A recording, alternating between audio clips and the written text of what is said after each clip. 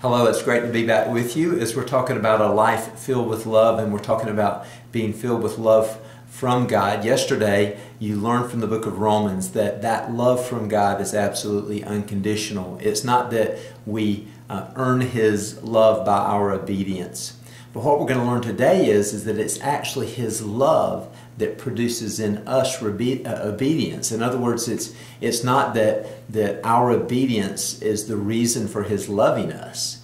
It's that His loving us is the reason for our obedience. Let me say it one more time.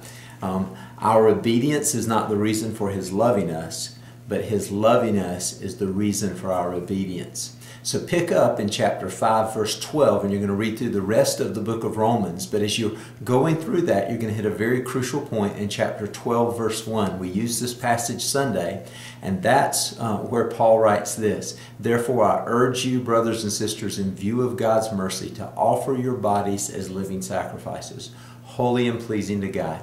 So he's saying, look, in view of His unconditional love, His amazing grace, I'm telling you that we should, in response to that, offer ourselves to Him.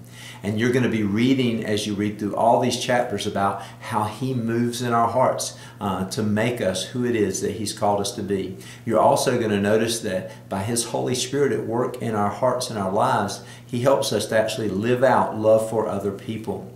Well, you're going to love this so much today as you realize again that it's not that His love is the result of our obedience. It's instead that our obedience is a result of His love. His love is what draws us to the place responding to that. We can't help but to obey Him, to love Him, and to love others.